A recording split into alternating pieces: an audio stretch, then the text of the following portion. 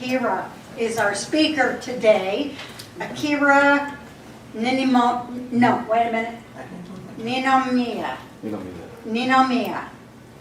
And I have a bio here, but I'm not going to read the whole bio. I'm just going to tell you that in addition to being a negotiator and a mediator, he's a director, he's a president, he's a vice president, he's a coordinator, all of different organizations, he's CEO, and most importantly, he's founder of RePacificar, multi-dimensional I don't speak Portuguese. Anyway, it is that organization and their work that I think he's here to talk about today. So we're so glad you're here. Akira, Maria's right. Took us a long time to get you here, but we're delighted that you're here. Thank you for coming.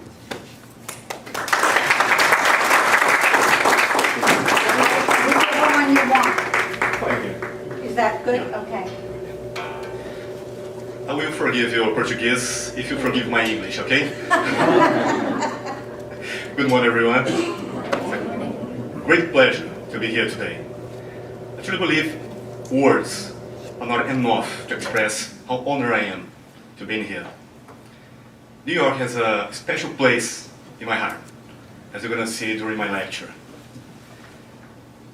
I would like to say thank you to Professor Volpe, Julie, Charles, Matthew, everyone, to bring me here today. Great pleasure. I believe the phrase, when the disciple is ready, the master appears. I also believe life is one of our greatest masters ever. In life, changed me completely the last few years. 2012, I had an experience in a legal case, divorce. Not me, I wasn't married then. But that was business law. I wasn't exactly the person I am today. I was in the dark side of the force. And a former professor from law school called me and asked for a help. He said, Akira, I need your help. I need to receive a young couple, friend of mine. They are in divorce, but the point is not the divorce. They have a lot of problems with asset sharing. I said, no way. You know I hate family conflicts. No way. For Akira, for the sake of friendship, and especially for the years of scientific research in law school, he was my counselor. Okay, that's what low, but I will accept. Tell them to come after tomorrow morning.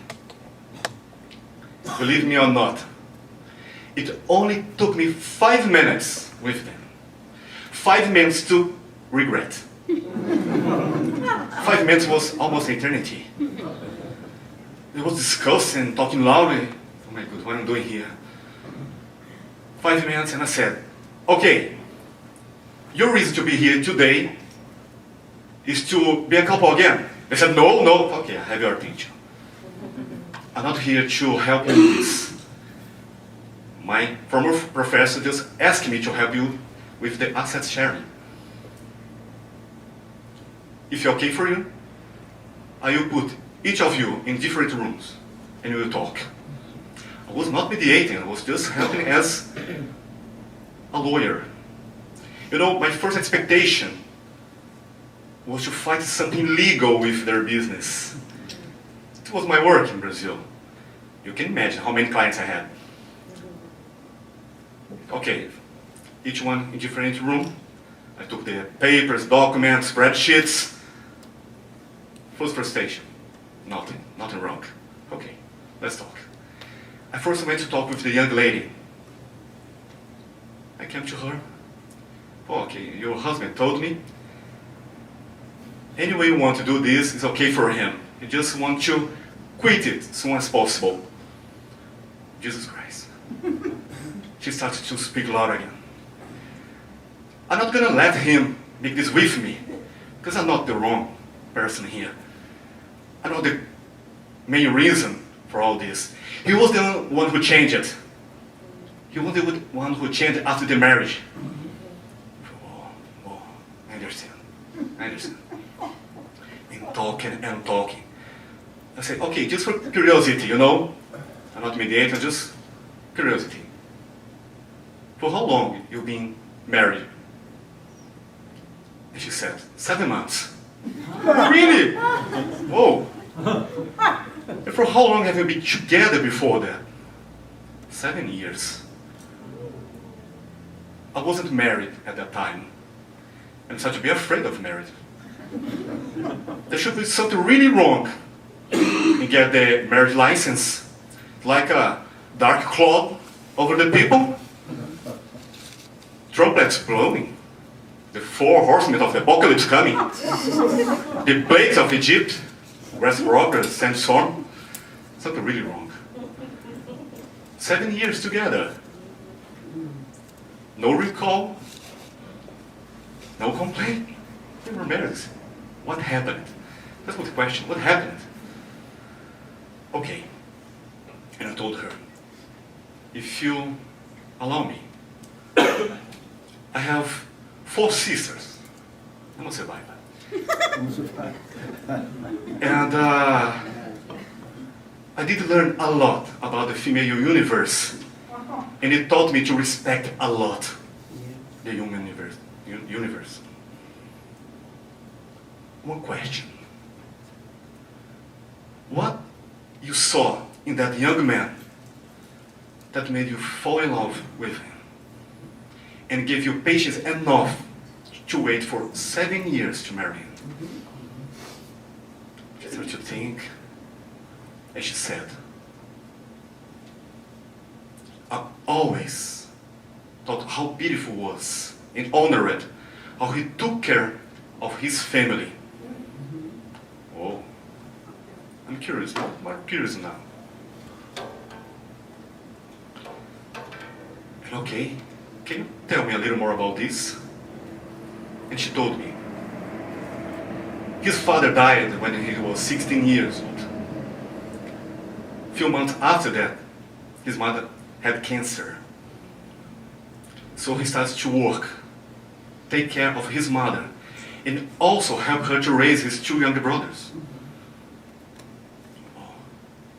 And she said, that's why it took so long for us to get married.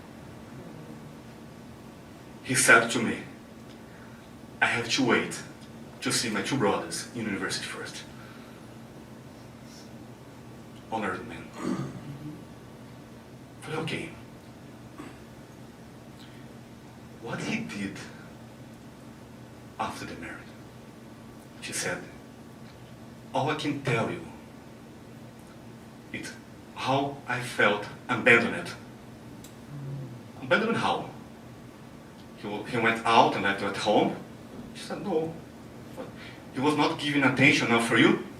She started to think and think. You know, I don't see that way anymore. Something's really wrong in here.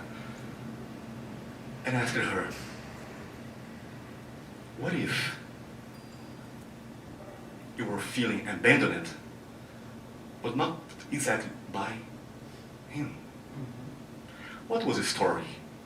Tell me about your life. How was your story with your family? She changed her face. It was always just me and my mom. Oh, what happened to your father? She opened her eyes. He abandoned me when I was a child. He never wanted to see me again. I was not mediating. I was a researcher. It was curiosity, but was helping. Somehow was helping. And I asked her, are you sure you will not transfer his image, your father, to your husband? What if inside of you there is still a child abandoned, in pain, trying to fulfill yourself with a father care, father attention. And you try to have this with your husband. She told me. It made sense. And I can tell you something. For the very first time, I'm feeling relieved. Feel okay? Take your time, drink a water. I will go to talk with your husband. And I come back. Do you agree to share in equal proportion? I was there for this. She said yes. Okay, so I went to talk to him. When I entered the room, I told him, okay, share. Just agreed to share. He was shocked, really? Whoa. You know, now she won't just have. I would like to give a few more things to her. Okay. And he told me, not that she needs, actually. She never needs anything. Are we talking about the same person? I asked to him, if you allow me, how do you see her? He looked at me like this, what? Yeah, please, can you just share this information with me? Well, she's the most independent woman I ever met. She's strong. Always working. Always was studying. Was always she and her mother. She's the most strongest person I ever met. Oh. Without revealing anything, I spoke with her. I just asked to him, there is something more you like to, some issues you like to resolve, or something you like to close before end all of this? And he told me, you know, I do not understand what is happening with her. She's the person I ever loved. She's the woman of my life. Somehow she changed after marriage. What are you expecting with your marriage? I asked for him. And he told me. He told me his story about his father, his mother, his brothers. And he told me, for the very first time, I thought I was going to live my own life. Because my mother, she's healed. She's wealthy. My two brothers are already in university. And I thought I could really, for the first time, live my own life with a strong person. In one side, we have a man, young man, with expectation to have peace, to live his life. In the other side, in a hypothetical field, a young woman expecting to heal herself, to find the care of a father, to find the attention of a father. Looking for that young man, admiring him, how he took care of her mother. Why not to take care of her in the same way? But not in here, unconsciously. Unconsciously. But I told him, okay, take your time. I will talk to her if she accepted a few more things as you asked for me, and I come back. So when I entered another room, she came to me with eyes wide open. Did he sign? Did he sign? Whoa, what happened? No, not yet. It's okay. Are you okay? And she told me, I would like to talk with him. Whoa. It's getting interesting. And I went to talk to him. When I opened the door, he came to me. Did she sign it? I said, no, what? Why? You know, if you don't mind, I would like to talk to her. My heart started pounding. And I didn't even know lawyer had heart. It was a day of great discovery. I had a heart, incredible. And I put them together. I asked to stay with them in the room to help if they need anything. But honestly, I just like to see the conversation. She came to him with tears in her eyes. And for the very first time, she told him what it was for her to grow up without a father. She shared with him how bad it was in school on Father's Day. And he started to cry too, and told her, you know, I don't have my father, but because he died, but he always loved me. I can't imagine what is for you. I'm really sorry to never understand this in you. They hugged each other. They cried. I cried more. For the very first time, yes, Loya has tears too. The point is, that case not only changed their lives, but changed mine. 2 days after that, the professor called me. And he said, Akira, did you find something in that case? Okay, I know you. And I said, yes. I truly believe I found my mission, my path. And it was when I started to really look to mediation. I was a research in law school. I made a research about mediation, but it was not like this. I never, until that time, understood how it can transform our lives. It was 2012 when I started a long journey to understand and learn more and create the basis of the project that we have today, the RePacificar, multidimensional. My first stop after that was in October, the same year, here in New York. My first meeting with Alex, my first model, ACR. I just arrived here 2 days before the hurricane, Sandy hurricane. And I went to Boston to study, and the hurricane was following me. And the people were, okay, stay here. If you go around America, it may bring more disaster. Okay, we'll stay here. I survived, okay, as you can see. As you can see. The deepest question I had at that time, how can we implement those practices directly in society? How can we help to build a culture of conflict transformation in Brazil? Now I start to share with you more information about RePacificar, facts, results, statistics. And if there's some word not understanding, my English not perfect yet, don't be shy. Just raise the hand and I'm glad to repeat anything. Before the RePacificar, there was an initial idea, how we started. The objectives of the first phase, to share mediation techniques in public schools and communities, to structure and carry out actions through a community network for support and cooperation. Can I just take this? Oh, get the hand one over there. Yeah.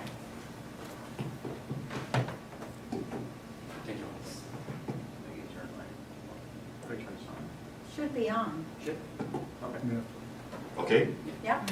Nice, thank you. Much better. 3 pilots in 2014. A public school in the state of Goiás, a department of education of a small city in the state of Goiás, and an NGO. The NGO was perfect. They already had 3 decades of work, a strong connection in the community. They just needed the techniques, the mediation training. It was a really success. The second one, not so. It really started well. We had a lot of expectation about this one. A lot of expectation. If you have good results, we could change a lot of things in the State Department of Education, not only one city. So the secretary of this department was completely open. She indicated a professional to intermediate our work with the school. She indicated a school. The school also was completely open. The Department of Education in Brazil, they have the tutors, which work directly with the schools. So the secretary called them, okay, anything he say, do it. Oh, it's much more than perfect. And we started. In 2 months, we had great results. The results caught the eye of the media. The media caught the eye of the society. And the politicians came along with the society. It was the beginning of the end. Less than 1 month, it became unavailable. Why? A higher level between the Secretary of Education and the City Hall started to interfere. They tried to change the school for political interest. They tried to change the tutors and tried to change everything. Let's say, I'm not going to work like this. Actually, I'm not like so much work connected with politicians. We have to stop. So until that was 1-to-1. But there was a nice school. In really problem. Alex was there with me in 2014. They did great job. Great job. First, we made a mediation training with the principal and coordinators. We also, all the time, always, we start with the leaders, and then we come down. You change by the example. Then, we structured the community network for support and cooperation. It works like this. We have the school.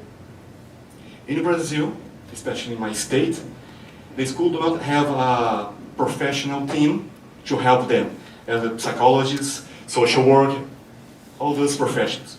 So you have to find in the community the support to help them. So we have them to find those professions. And then we made mediation training with the teachers. It was great. And then the mediation with students and engagement of families and community partners. It was awesome. It was awesome.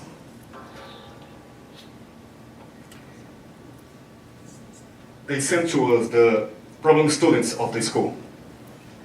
The school indicated 16 students from 9 to 14 years old, 7 girls, 9 boys. The initial complaints: 8, aggressive. 4, isolation.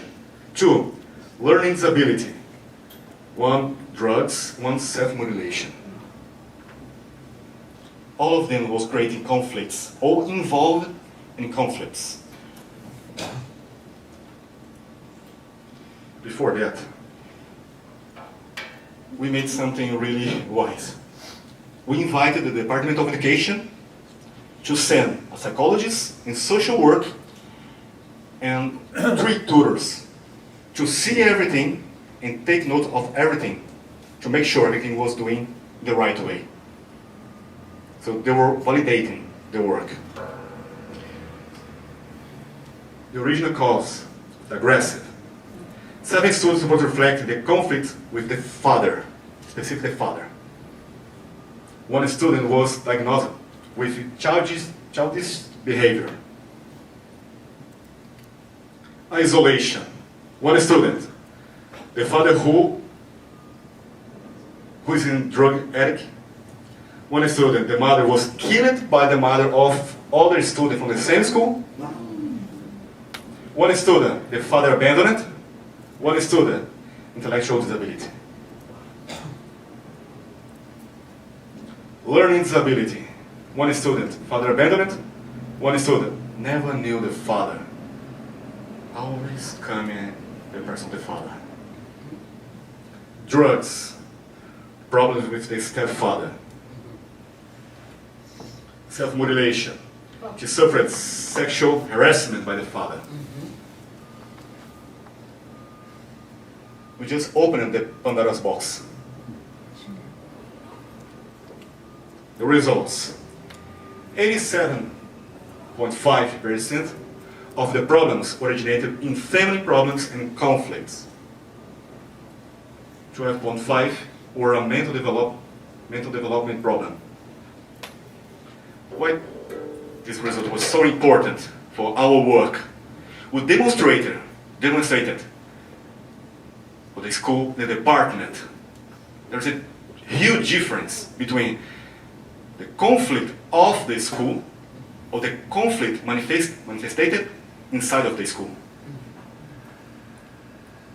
The root was in family, at home. That was a problem. It was a great success, this pilot. We had 2-1, a good start. I would like to share with you, in the end of 2014, this case, media saw that case and made an interview with us in the school. I had the appointment of the principal and one student. A paz não é algo que seja palpável. A paz nós primeiro sentimos e depois a praticamos.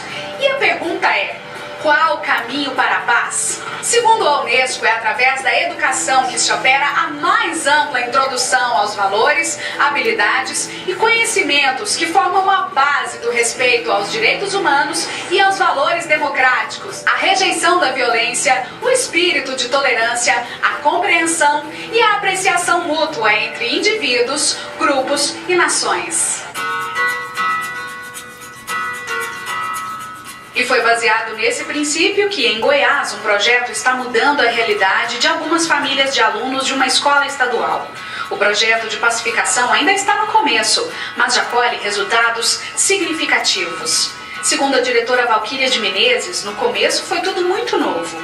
Ela e os coordenadores receberam treinamentos, tiveram seus mundos transformados, para assim ajudar os alunos. Começaram as conversas com os jovens e os principais problemas observados entre os alunos eram uso de drogas, sentimento de rejeição em casa, violência doméstica e até mesmo abusos. Depois que a gente fortaleceu o nosso convívio aqui na escola, a gente buscou a rede de apoio da nossa comunidade. A gente envolveu a polícia, o presidente de bairro, o CRAS, o PET, né, que é o antigo PET, o Conselho Tutelar e a religião.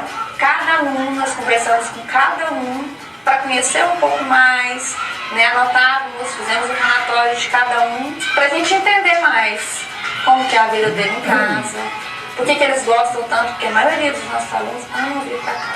E aí hoje eu percebo que a gente realmente é uma família. E a gente tem atritos, hoje a gente supera até melhor depois do projeto, porque a gente sofreu mesmo uma transformação interna. Porque para mudar a outra pessoa, nós não vamos mudar você, o seu comportamento. A gente pode entender melhor, aprender a conviver melhor com a bagagem que você tem. Então a gente se transformou muito. E aí a gente entendeu que um ambiente feliz, um ambiente saudável, que possui problemas, possui conflitos, mas que a gente está amadurecido para tratar, para resolver, a paz chega sem problema. Não, refletiu muito, né? Quando a gente senta para conversar, professores, né? O quanto a gente melhorou em casa também. O comportamento, a visão, enxergar o outro diferente. Foi muito bom, graças a Deus. O jovem Jonathan, de 15 anos, é um exemplo de mudança após a chegada do projeto de pacificação. Eu não tinha paz, eu provocava total desordem em casa. Eu queria ser o centro das atenções. E como não conseguia isso, eu precisava ter uma forma de eles prestarem atenção em mim, só que eu fazia isso de forma errada. E onde entrou o projeto de pacificação. E mostrou para mim que eu, se eu centro das atenções, eu não preciso fazer isso.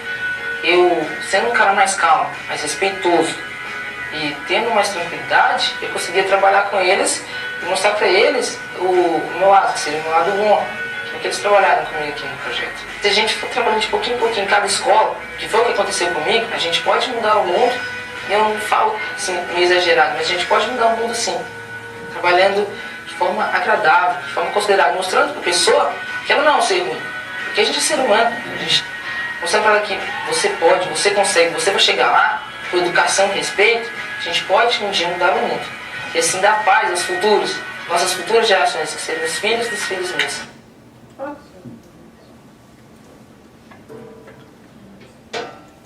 That boy became an example to all of us. How he changed it. He just needed attention. We took all the results and made a presentation in our first Social Pacification International Congress. It was the birth of a strong partnership with the Department of Education of the state of Goiás, not a small city anymore.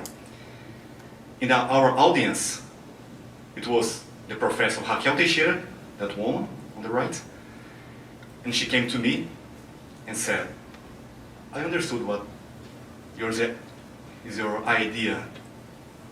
I received an invitation. I'm probably going to be the next Secretary of Education. If I accept, I will call you. She's considered the most strong name in education of our state. Last Monday, they made a popular vote, and her name is still on the top. The first one for 7 years.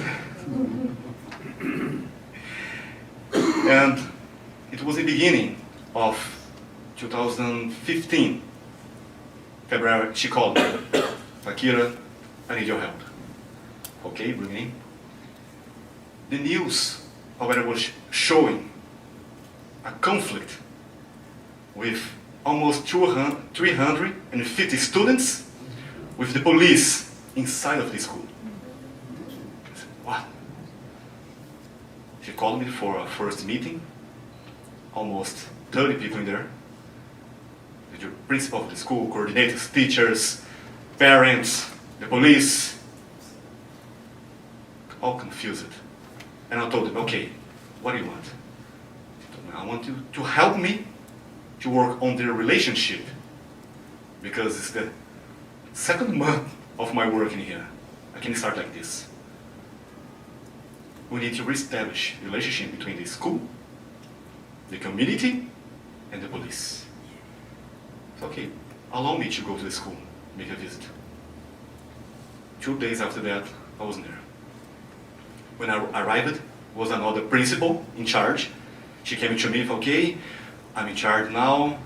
Anything you need, just tell me. I have those coordinators, you can talk with them. And I also would like to indicate 5 teachers to talk to you. Okay, but I would like to talk with the students first. She told me, what? Yeah. No, it's not good to take them from class right now. But no, don't worry, I have this paper from the secretary. She allowed me to do anything I need. And she brought the leaders of the class. I think he is president of the class, right? Yeah. Okay. They came, we made a circle, and I made one first question. What happened here? First, the media was showing that the students was trying to manifestate inside of the school against the government.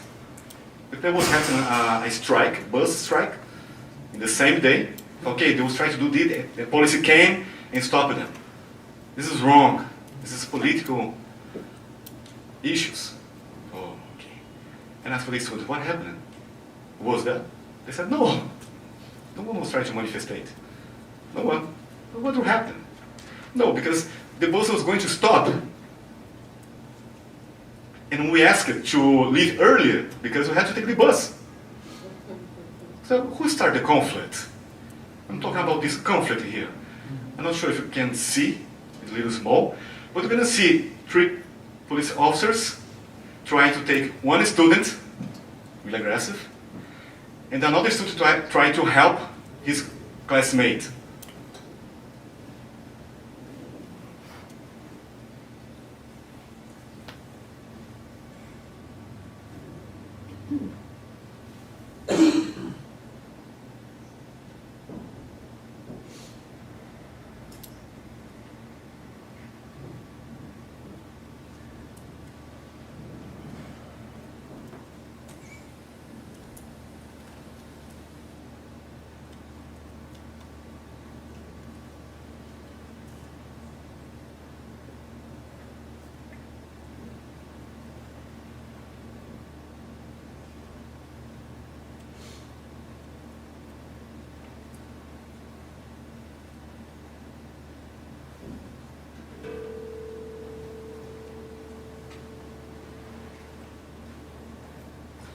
it was really terrible because 3 police officers, one had his nose broken, another one a finger broken.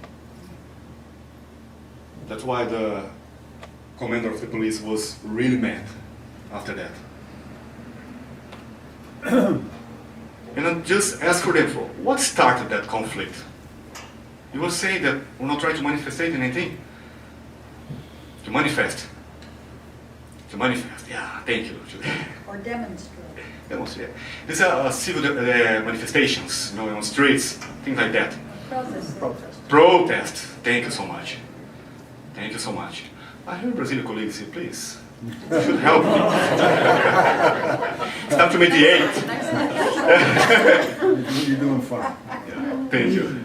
I'm bad in Japanese. No, just kidding.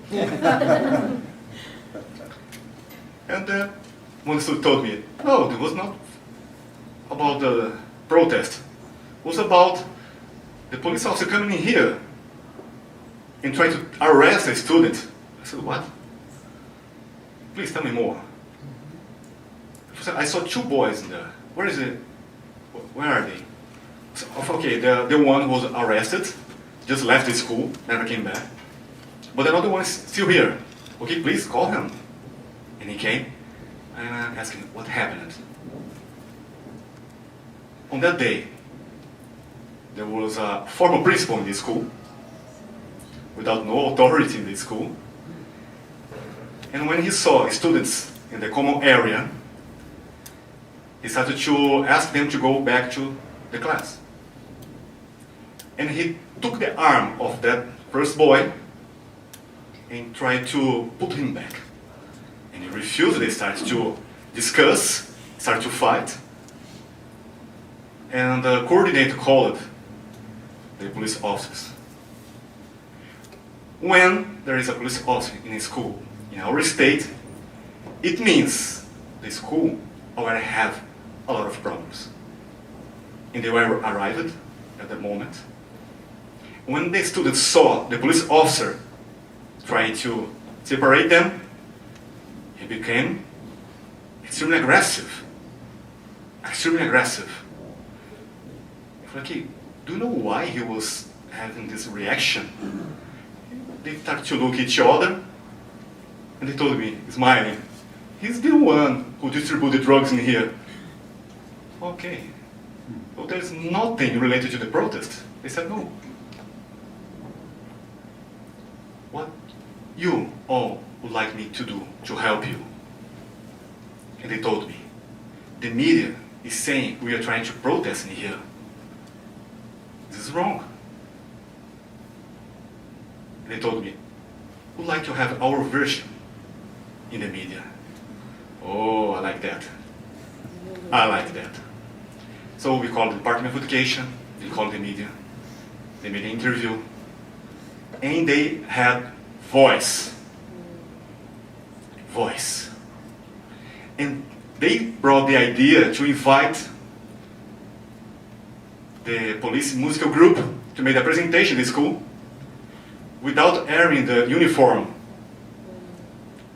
The students made the work. So this case came to media again. And we started to grow up our work. Brasilia, the DA office called me to start a project in Brasilia. So as Paraíba and then São Paulo, we started to grow up. But something was missing. We needed to find something to change the people from inside, as we saw with the young couple. This was the exact point we started to create the new concept, which became the RePacificar.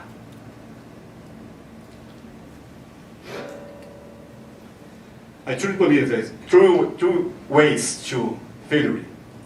If you want to brush a thinker, better, and he's wise, extremely wise.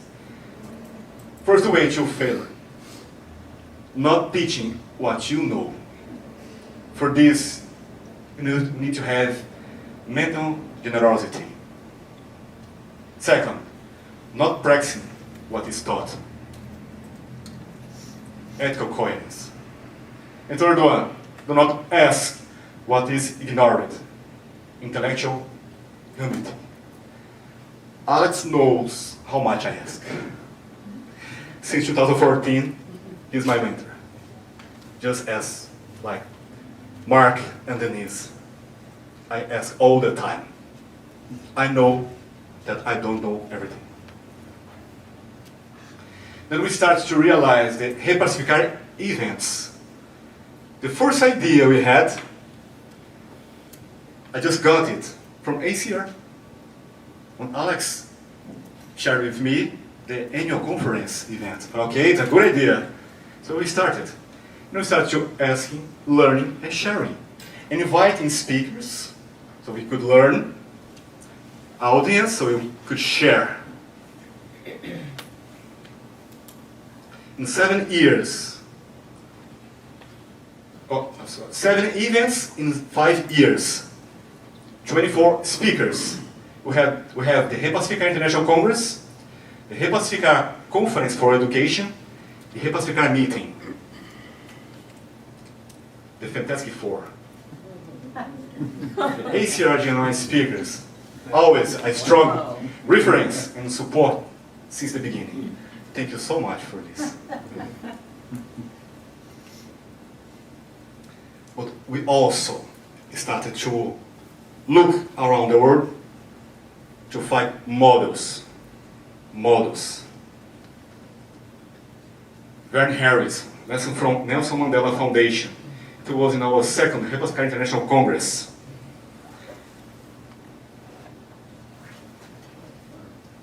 We took the model of the Truth and Reconciliation Commission of South Africa.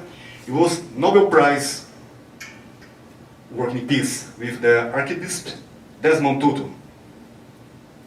And Vern Harris worked with him and Nelson Mandela. So gave to me part of his personal research and helped us to create the Green Room, a space for dialogue and reconciliation. If it worked in South Africa to heal some pain about the apartheid, it could work for us too. Second, lesson from Mahatma Gandhi. This is Mr. acr-gny, the grandson of Mahatma Gandhi. Yesterday was the anniversary of Mahatma Gandhi, 150 years. He came to our event in 2016 and also last year. And he shared with us a lot of things. But what I'd like to share one of his lessons, because he was born in South Africa and he was suffering a lot of violence. And why? Because the white people was beating him, considering him too black. And also the black people was beating him, considering him too white. And he started to become aggressive, violent, and seek for revenge. And his parents sent him to India to live with his grandfather. So for 5 years, he was learning, day by day. And he gave us a lot of lessons, but I'd like to share one. The angry journal. How can we do that? Every single day, in the end of the day, take a book and write about all actions of violence that we made during the day. But not only the actions, but also the feelings, the thinking. Because 1 minute. We break at 9:30 to let anyone who has to leave do so. We count to about 10. Nobody moves, and then we turn it back to you. no problem. Really organized. I appreciate it. Last chance? It's over. Go on. Thank you. You got it. And after write about all those actions of violence, we have to write about the reasons, the roots, why I have this action, why I'm having this emotional, this thinking. Because sometimes I think something really bad, I don't do it, but the energy is still inside. It's still inside. There are a lot of people that believes we are what we think.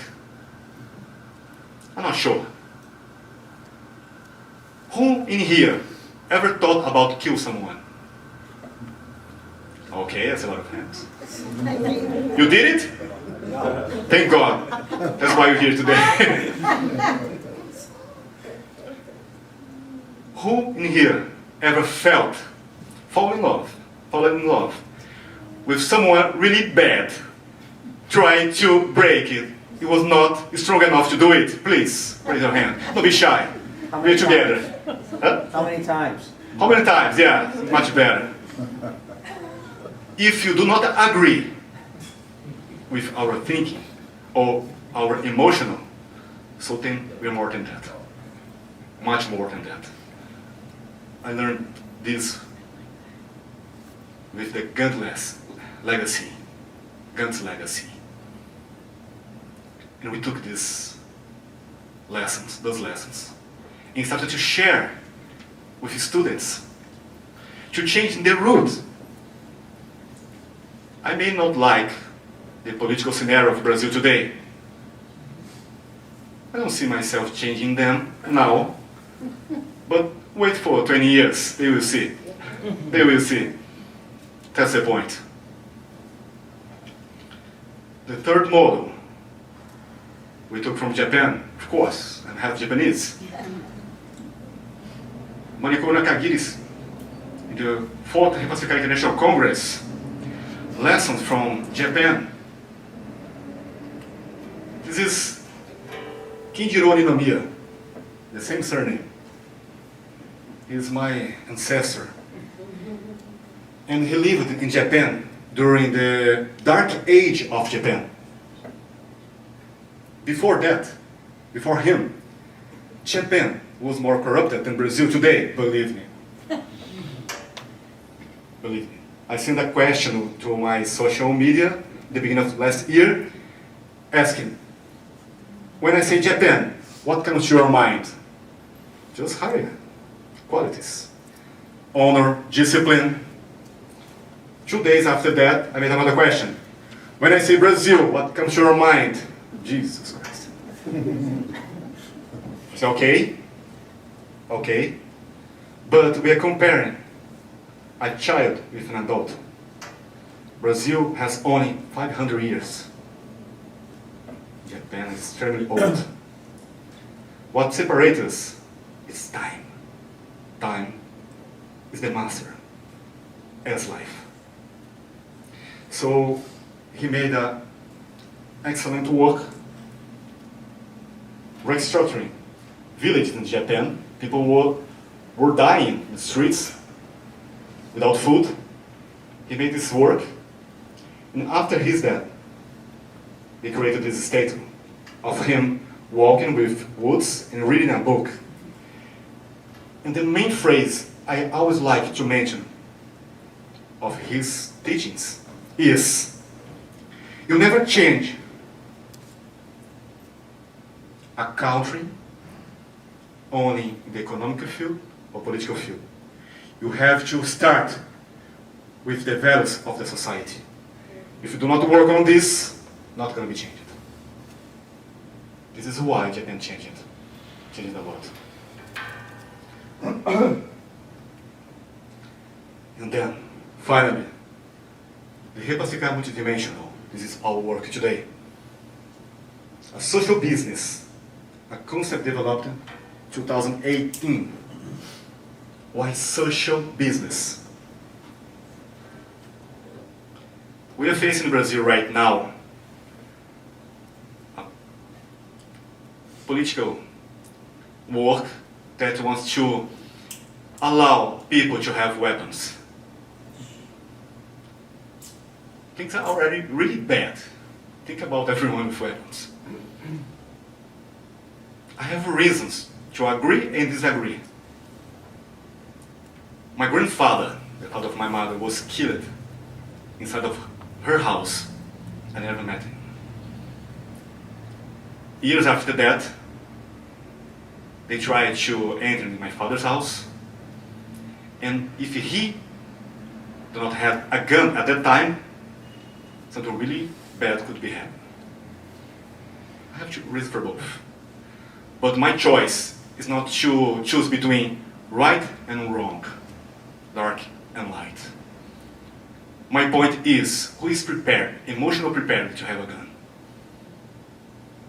Why a person wants a gun? Because sometimes I need a gun to feel safe. But it's external. The weakness may be internal. That's the point. So, if the crime is really organized, and they really are in Brazil, as you can see in the news, the Lava Jato operation, why not the culture of peace? The culture of conflict transformation? Why not to make this sustainable? That's the idea. Make it professional. That starts to change a lot of things. Let's see the concept. RePacificar is a methodology aimed at the resignification of crises and conflict situations, performed by society for the benefit of itself, having its main objective to be reconciliation. What it means? Autonomy. Let me explain resignification and reconciliation. Resignification. The term resignification refers to looking beyond the apparent conflict or crisis, seeking to understand the original cause and resolve its motive. As the case of the young couple. Because if you do not work in the roots, the problem will create another conflict, and another, and another. Why reconciliation? Reconciliation concerns each person who goes through the RePacificar methodology after reframing their look and perception of the crisis or conflict situation, being able to reconcile with themselves and being able to choose to reconcile with other people involved. However, it's up to each other to decide. If I had tried to conciliate the young couple, do you think I could be successful? I just helped them to understand what was happening. They reframed their view, the resignification, and each of them reconciled with themselves. And they choose to stay together. That's the point. What does it mean? Voice, reframing the view, and transformation. RePacificar versus social pacification. It's really important. RePacificar's concept is a counterpoint to cultural view of social pacification, often carried out by an entity with hierarchical superiority to maintain a social status quo and imposition. When we say social pacification in Brazil, the image that comes to us is the police or the military force going to the favelas in Rio, fighting the traffic. It's not a good image. It comes from above, not the RePacificar. We are side by side. That's the difference. What does it mean? Empowerment. How to attract people to deeper ways of understanding and dealing with conflicts. I like this phrase. I freed 1,000 slaves. I could have freed 1,000 more if only they knew they were slaves.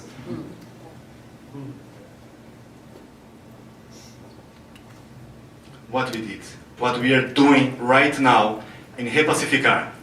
So we're working a lot with social media, creation of values through content sharing. People need to understand that they may be in inner conflict, may understand through another examples. Our classic case is the young couple. After a lecture for families, a lot of people come to me. We have the same situation. And we never saw that way. Okay, it starts to work. Second one, we made an online training, sharing the RePacificar methodology and models. Why is that? 1 year and a half, we did reach the number of schools with the RePacificar method. 1,149 public schools. It was the biggest training ever made by a private sector in partnership with the Department of Education. We started to make the trainings in regions, but it was too many. So we created this online training, and they love it. They love it. Our main point is not only the technique, but the understanding in view. Understanding, emotional, relationship, conflict may not be a bad thing, may help you to grow up. Maybe the conflict. This is what you need right now to be better. That's what we share. RePacificar documentary. We have been working on this since the beginning. And we're going to share this material in entire Brazil. Mr. Gandhi also gave us an interview, but I forgot to put his picture. Third view movie, animated movie. We already have this kind of experience. We made the one before. This is all based on real cases. All based on real cases. That is the young couple. That boy over there, really sad case. We mediated him with his family in 2014. He changed a lot. He was creating a lot of conflicts in the school. And a teacher came to me and said, in my point of view, he does everything for us to send him home. And I asked, do you know what he wants to go home? He said, no. I was asking him why he was doing this. His father was dying with cancer, and he wasn't home. All he wants to do was to be in home with his father. Unfortunately, that boy was killed in the beginning of this year. It was really, really sad, because he was with two colleagues, and they were involved with a confront with the police. And then those 3 boys was killed. I mentioned it with Alex in the beginning of this year. It was really, really sad. And I'm going to dedicate this movie to him. We also created the RePacificar books. This was the first one last year. It's an indicator from China. He created a model to bring creative to schools. And we made a partnership about the idea. One of the most important points to resolve conflicts is to be creative. So if you create this ability on the students, have step to be successful.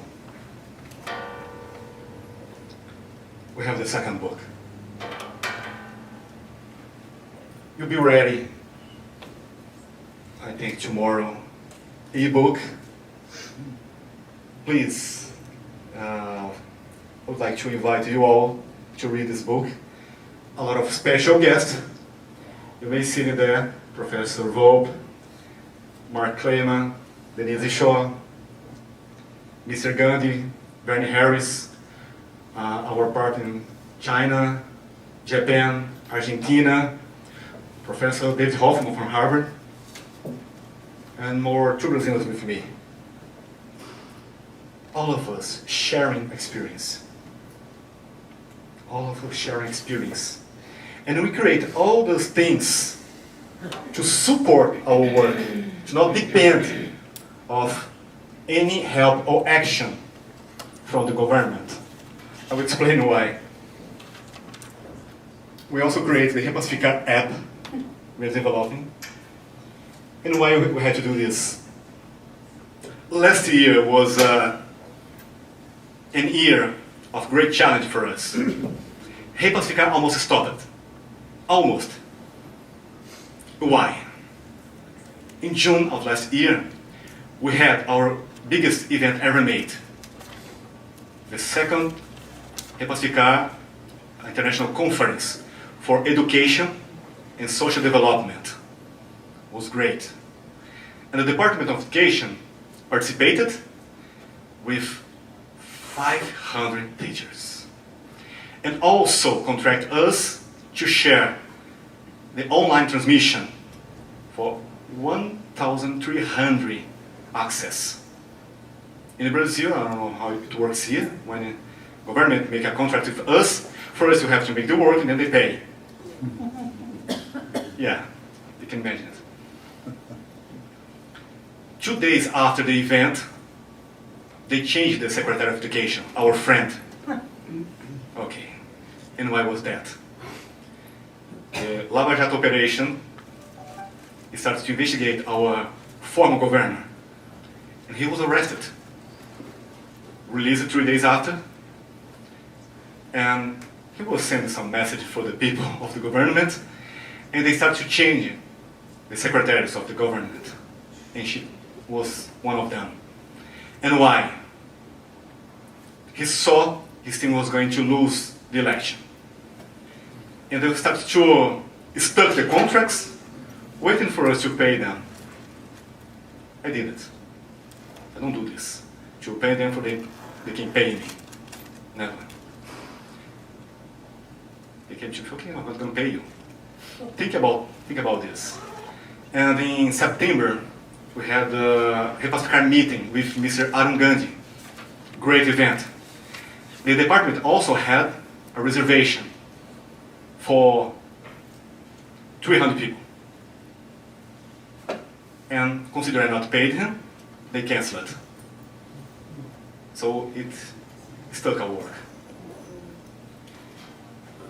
And people usually ask to me, why I still doing this?